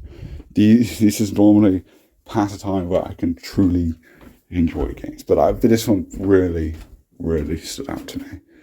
It did surprise me. I think it is worth emulating. I'd argue playing on emulator is better, because I play it on emulator with fucking touch screen controls on my phone, and I had a blast. So yeah, even in a very unoptimal situation, I felt it played fine. So yeah, that is about it. Just like the cutscenes are great and everything. The voice sounds really cool. It's very charming. I like the level design. I like the story. I like the lore. I like the gameplay. I liked just everything about it. I have very few complaints for a game that is treated as just a really terrible mess of a game. Yeah, I can only pull some very specific examples of when it is actually that. So yeah, moving on. I'm very glad we got Mythologies in the top 5. I think it's deserved it. But moving on to the true goats of MK. We got the 3D. I saw Armageddon.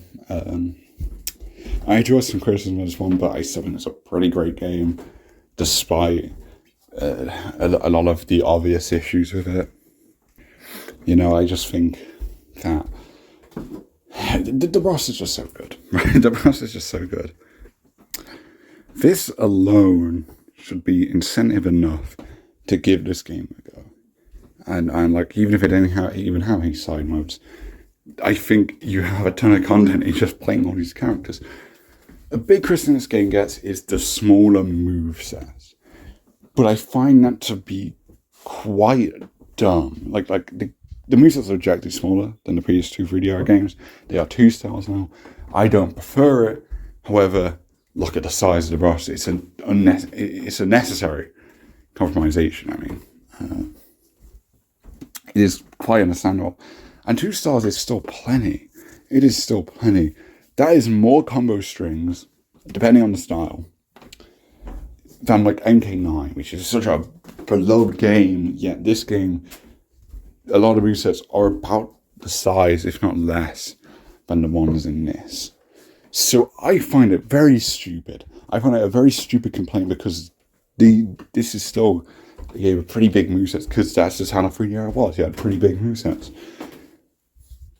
A lot of people say they're all the same. They're not. They reused a very small handful of styles.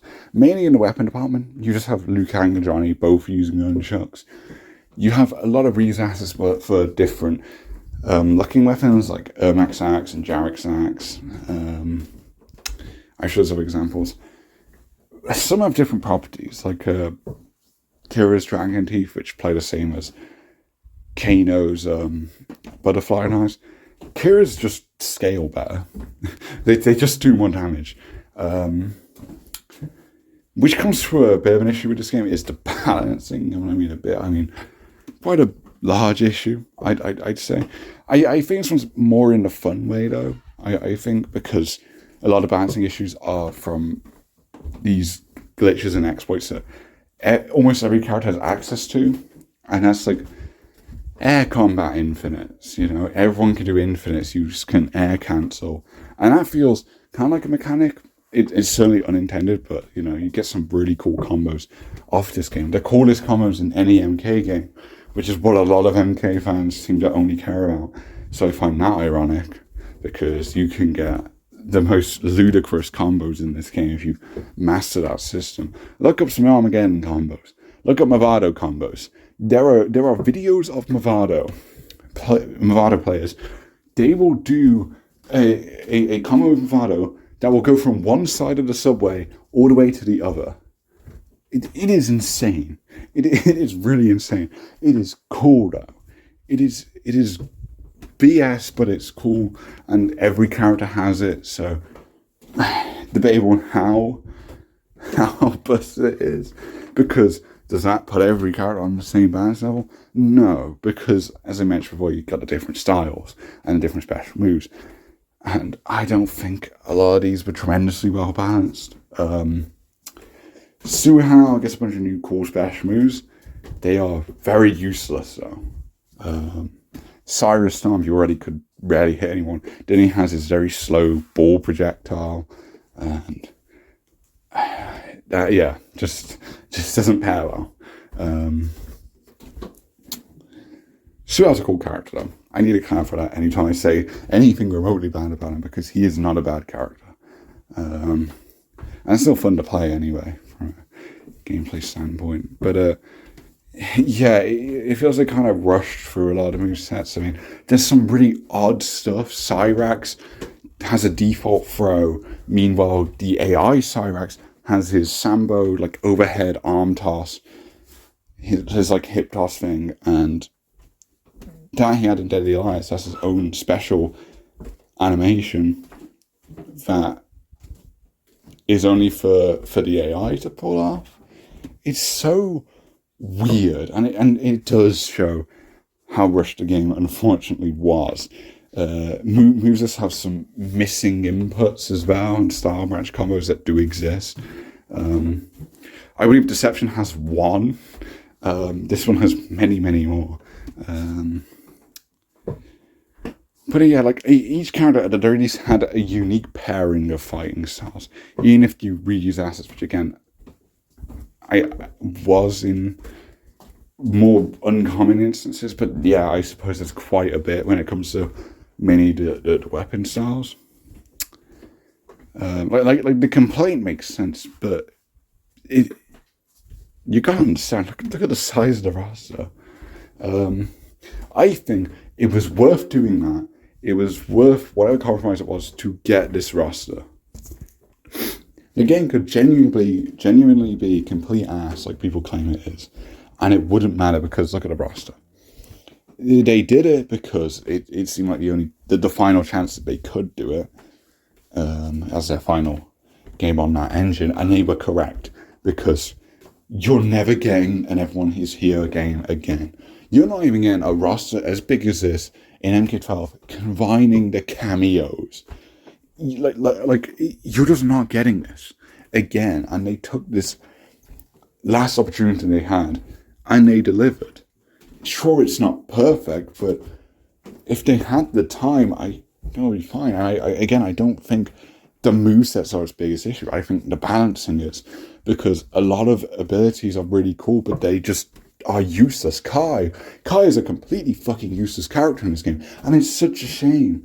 And they wanted to do some cool stuff with Kai, like his handstand stance in MK4. They wanted to turn it into a fighting style where he's just on his hands and just focused on kicks. Just completely turn him upside down, literally. That would have been so cool, and they just didn't get to do stuff like that, which is a shame. But I do think some characters have standout movesets in this game. Noob's great, Smoke's great, Sector's fantastic. A lot of the characters that didn't get in a 3-year game before, most of them are good. Kai being an exception, but Jarek is amazing in this game. Jarek fucking rules. I focus on Jarek because, I mean, he was my main, but also Jarek, he keeps getting called like Kano Clan or whatever, which I think even at the time of MK4 would be an invalid assessment. However, this game literally completely reinvented the character, changed his design to give him like some cool armor stuff, gave him like some cool palettes. There's just a really cool look for him. Gave him a fucking axe because they focused on him using medieval weapons, and they gave him like lasso based special moves, and his special moves are fucking awesome. And it's just really good. They even gave him a whole bio, which I personally don't even like the bio, because I think it strips away from his MK4 depth as a character, which he does have depth. He has more than like the rest of the MK4 newcomers, genuinely speaking. At the time, that is. At the time, he had the most going on, besides, you're not going to guess Quan Chi, but even then, those are pretty simple, evil dude bad guys. So yeah, just want to take a minute to acknowledge Jarek, the GOAT, because Jarek's fucking awesome. And people are like, oh, well, if they brought him back, then they'd have to change him drastically. Armageddon already fucking did that. You already had that character change, but because NRS didn't do it, because a modern game didn't do it, you just don't count it. Because fickle fans will only like the character if they show up in a new thing. Notice how people are just accepting of Darius now.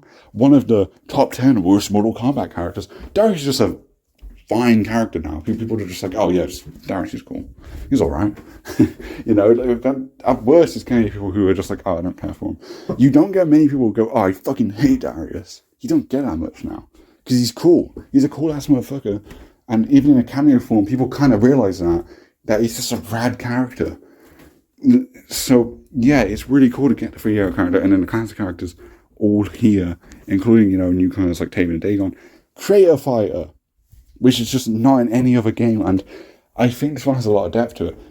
The Creator Fighter character make is OP as fuck, and that might be the reason alone for why this hasn't returned. I don't know.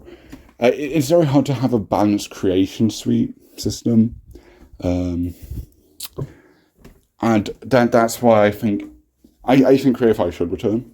I think this was a big step forward that, again, MK vs. DC and then NRS and WB just completely turned their head around to. They just ignored it and they did nothing with it and then just let it be forgotten. But like a single player thing, if you had single player content that you could play in with a creator character, it would work. Online, no. It's probably not feasible unless you heavily limited the moveset options, which I think would take a lot of the joy out of it. So yeah. Shinnok's another good one, moveset wise. If you were from Day Alliance and Deception, this isn't really the ideal game to play for you. Day Alliance has exceptions to that because it's been a few years. But Deception, it is basically just the same character, but you just lost a special move. Not a special move, you lost a fighting style. So I don't really like playing Deception characters in this game. Those are the ones that I do feel like just feel stripped back, except like Hotaru gets new special moves, which I think is great because he only had 2 for some reason. Deception, which is like Day Alliance, you'd have like 2 for the average character, but Deception wanted to double that amount for the average character. And Hotaru just has the least for some reason. But yeah, there is genuinely cool stuff, genuinely cool moves, unique movesets and stuff that get taken for granted because people just assume, oh, they took a fighting style away, so every character plays the same. And it's just not true. Even air combat, there's still a few different styles for it. I don't think it's done ideally here, but it works. That's the thing at the end of the day. I think you've got these compromises, but you've got this roster at the same time. And for me personally, I'm going to take the fucking roster. Meat's in the game. Like, fuck yeah, Meat. Just a secret character Meat. He just showed up. Kamina being a Nintendo exclusive does not make sense to me. Her being a Nintendo exclusive twice is quite insane. I don't know why she wasn't just in the regular version. That's something that does puzzle me. I guess it was probably planned, but I just don't get it. I don't get it. At the end of the day, it doesn't really matter. You could just make her in Creator Fighter anyway.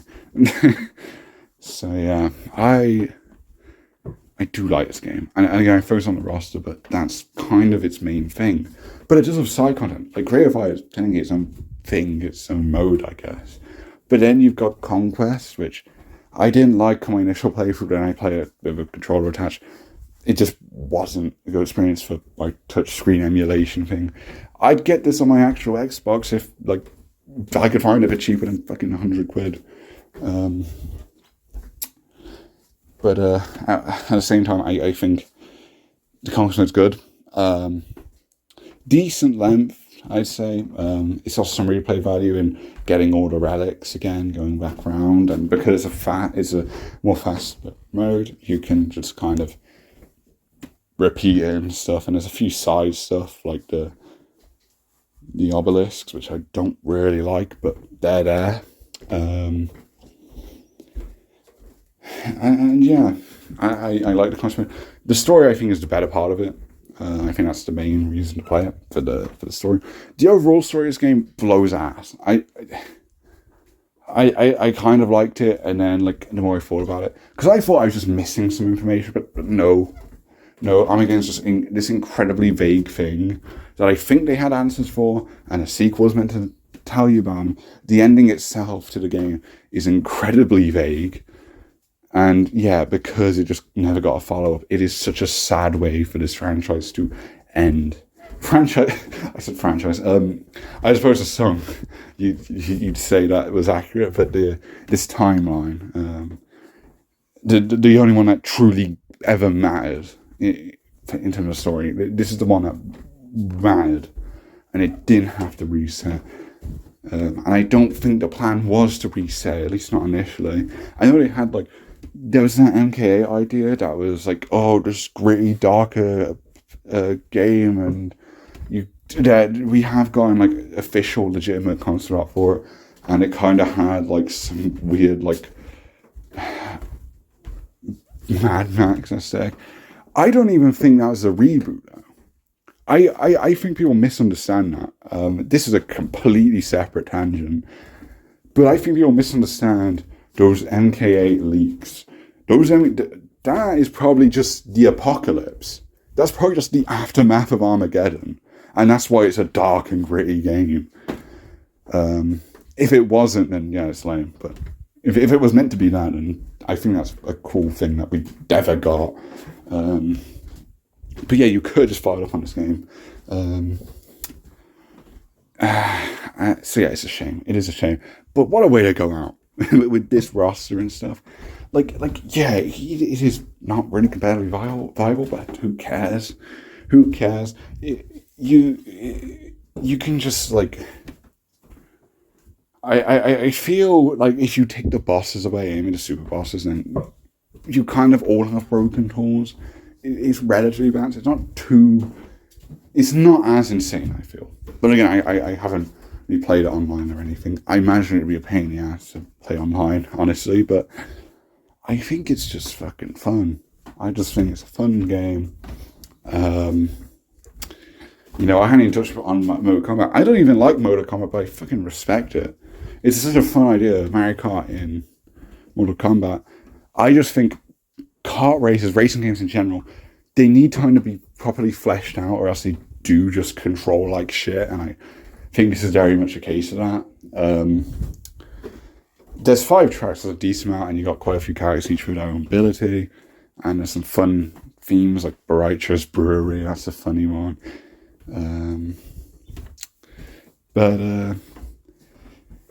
Yeah, once you complete all the races, which the races do all drag out, they all feel like they go way too long. I don't see much of a point to redo it. Unless you're speed running, man. Then you're trying to get the fastest time, then fair enough. But yeah, I don't think Mortal Kombat is anywhere near as good as puzzle combat, and especially not chess combat. But I respect that it's there. It is a side mode in a game with an already stacked amount of content. Reuse the assets or not, there is plenty here. And the stage selection, it's the base it's ever been. And you can't even call it a lack of quality, because you have over 20 stages, or with the stage interactables and stuff, and then you have the conquest stages, which bring a lot more themes in. But they'll have different layouts, but they won't have any interactables. But that's just on top of the regular 20 plus stage selection, which is over 20, which is more than what we get in the current game, which has no interactables whatsoever. So yeah, the stage section fucking rolls. Too bad the towers don't really show it off, because you can't play in the conquest stages in towers, and you can't get, at least not until the Wii version, you couldn't find the Outworld Spire or the Firewall Stage. The Firewall Stage is awesome as well. You can't get them in arcade, meaning with no online and no 2-player at hand, you cannot experience those stages, which I find dumb. I think the arcade mode is heavily weighed down by, one, the ending's fucking blowing this game, but I can look past that. But 2, the presets suck. A lot of them have really clever themes, and you could do some really cool themes with this sort of roster, but they all just, none of them are quite right. You have an MK1 roster, and then it throws in the wrong character, I think. I think it throws in Shao Kahn for some reason as the boss, and not Goro, if I'm remembering correctly. And then you have an MK4 tab, but also You have like random characters sprinkled in, like Rain. You have like an all ladies tower, and then the boss is just Goro and not Shiva. It just doesn't work, and there's much fewer presets, it feels, and especially noticeable when there is literally locked content like those 2 stages with interactables that you can't get because of their dumb rotation system, because they didn't want to implement an RNG system. It is dumb. It is very, very dumb. There are mods to make it randomized, which helps it a lot. Or what they could have done and should have done is have a versus mode that isn't 2-player only. Have it against the AI. You can select your costume, you can select your stage, whatever you want, you can do it. And you get a match, because look at the roster. You're going to put together some really cool matchups, and you have the stage selection just come up with a bunch of scenarios in a bunch of different locations. Like, I have got a whole series on my channel of just look, video after video. They get hundreds of views, thousands. Look at this, 17k views. Onaga does a Shao Kahn. And then every month when I get my not even every month, every week when I get my YouTube feedback thing, it will show you the top 3 results that get the most views. And it's always, number 1 is Onaga versus Shao Kahn, and number 2 is Shao Kahn versus Onaga. And like, this is just the constant source of views. People fucking know this. I need to do these more. I keep taking breaks from doing these. People want these, right? And they're very easy to do because I have the mod where I can just put whatever matchup I want together, and then I play it, and it's a lot of fun. This is what I've gotten the most out of this game with. And it's from a mod, so I can't even give it points. And that's a shame, because I do think that is the main untapped potential of this game, is the inability to have this level of freedom, when this should be a complete feeling game. I do mention side content, and I think, having a conquest mode, having mode of combat, I think that adds a lot. But I feel chess combat could have just returned with that stacked roster. I feel they could have stuck with some of those modes. If you just ask for using anyway. But you still got plenty in this game. It's more content than most, for sure. And of course the roster itself is content, and a lot of it. And just look, I've got so many. It doesn't stop. It doesn't stop at all. Like 8 months ago, 7 months ago. And it was 7 months ago last time. Oh my god, yeah, I need to get back to doing them. Yeah, awesome stuff. So yeah, this is a flawed game, mainly because it was rushed out, incomplete story, some questionable movesets, so some questionable balancing, or lack of balancing. It's a messy game, but people really exaggerate that. It is not bad people think it is. It still feels like a complete experience. It absolutely does. It's just a bit messy, but many games are. Most Mortal Kombat games are. You try to find me one Mortal Kombat game that was not rushed. Like no game has reached its original vision, and then I said it for the Special Forces thing, didn't I?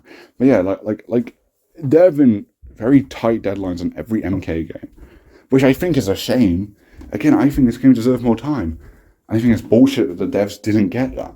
That's not the fault of the devs or anything. That's the fault of fucking Midway higher-ups who couldn't manage their own finances, and their only thing is relying on this and crunching the team working on these games to give an MK thing every year. You had the GBA ports in 2003, Tournament Edition 2003, Deadlines itself in 2002, 2004's Deception, 2005 Shine Amongst the World, that was a different dev team, 2006 Armageddon, 2007 Armageddon Wii port, 2008 MK this is DC. You've really fucking burnt a lot of the team out there. But yeah, this is just still a great game. I think this is a great game. But yeah, I do think it has the most issues, and that's what puts it at the bottom of the 3D era games for me personally. But it's not as bad as people say it is. When I see it towards the bottom of an MK games ranking list, I think you're fucking insane. You are crazy. You are a crazy person So yeah, moving on. Top 3 now, and next we have Deadly Alliance. It is a very, very good game. I am a big fan of this one. I think just like, when you compare it to the previous entries, this is the biggest upgrade the franchise has ever seen. This is a major transition. This saved the franchise. I have a very old video from a few years back doing a PowerPoint presentation about it. But like, people say, oh, MK9 or MK DC saved the franchise. You wouldn't have gotten to the point of WB being interested if it weren't for this game. You had this conquest mode, and I was kind of having side content because, yeah, it was such a big game transition. You're not going to have room for side modes in such a great changing game. But this gave you a ton of lore for each character, and I enjoyed it. Even though, yeah, it's basically just training missions and the occasional challenge. I enjoyed it, although that might be because I did do a full YouTube series on it, and I think commentating over it made it a bit more of a fun experience going through it. But, there's so much cool lore, and that system gave you a lot of time to focus on each character and flesh them out some. And because they did that, I ultimately think that you got the best story out of this game overall. It's just the one with the least issues. It's the one that has the most focus on characters. It's just a very interesting premise as well.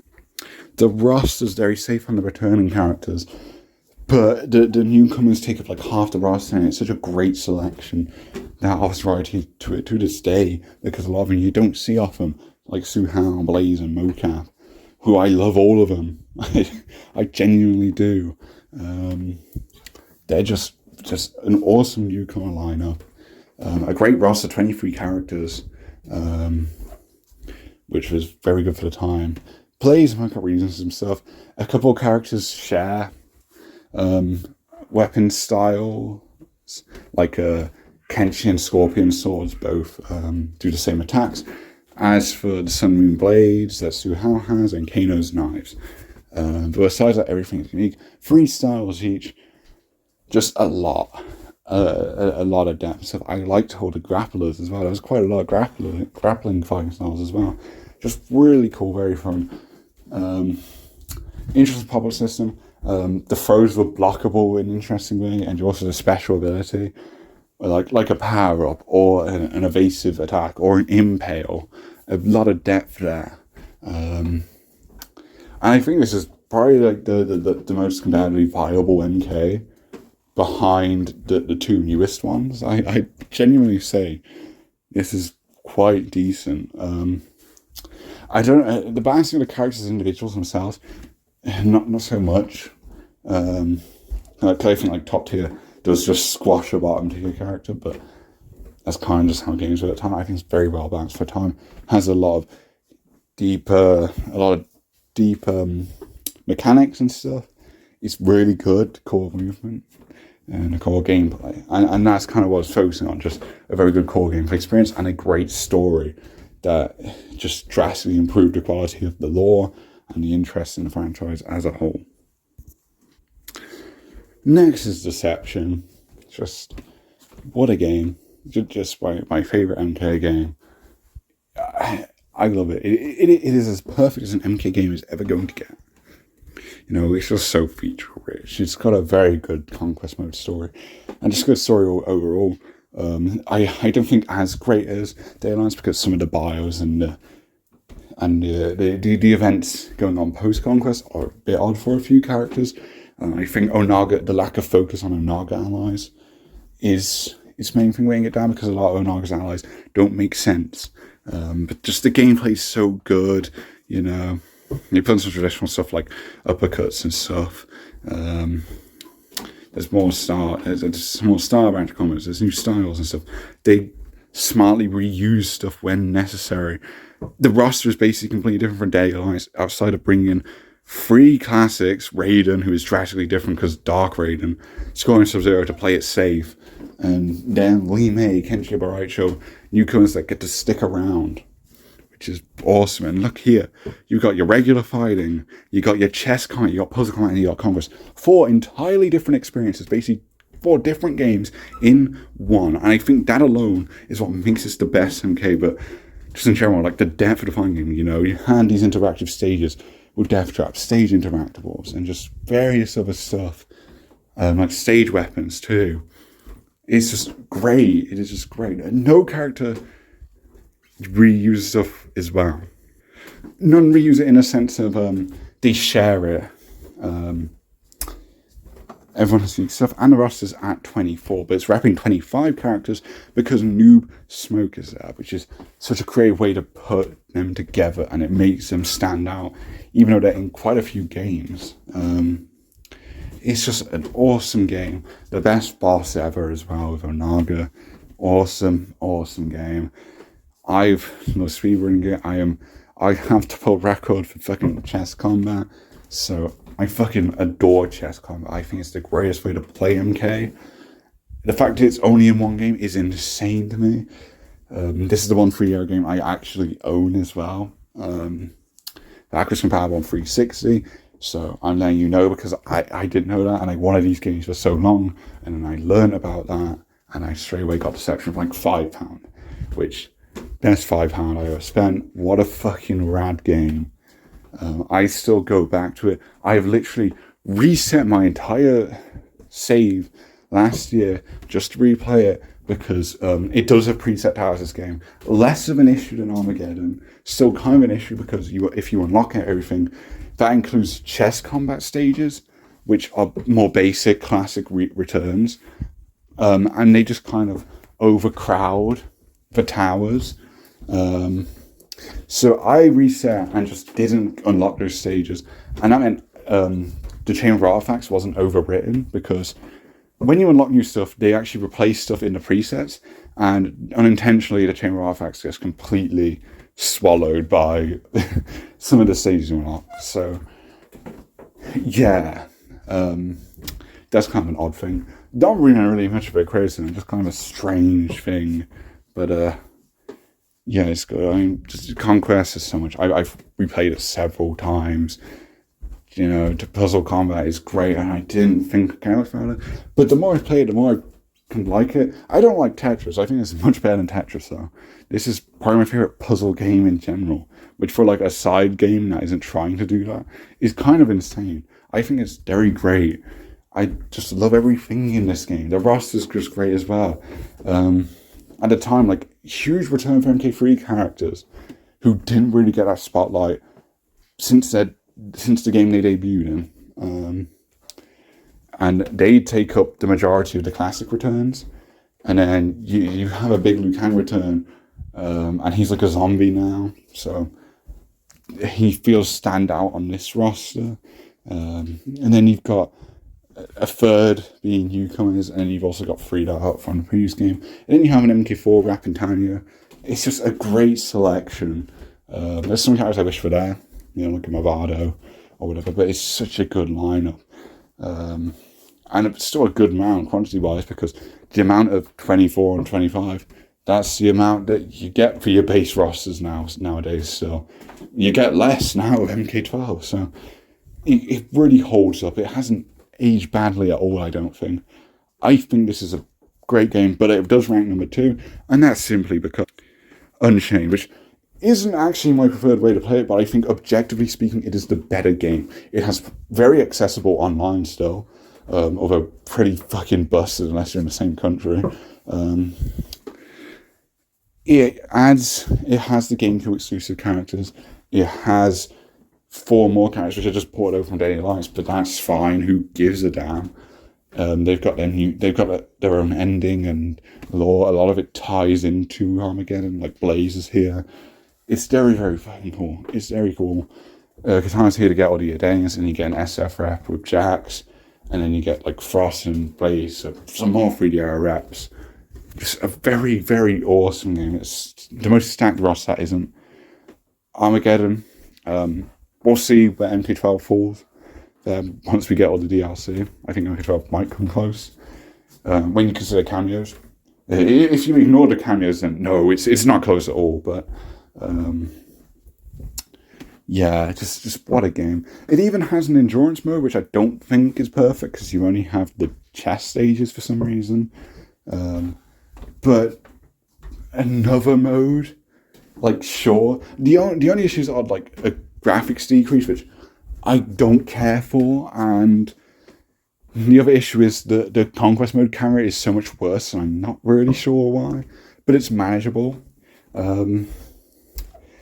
The unlocks aren't as crazy too because they just unlock stuff at the start, meaning the replacement unlocks aren't as special, but it is more content, like new video stuff. So yeah, I just think it's the better version of Deception. It doesn't really have any performance issues to my knowledge. Again, I haven't played it on the actual PSP. I never had a PSP.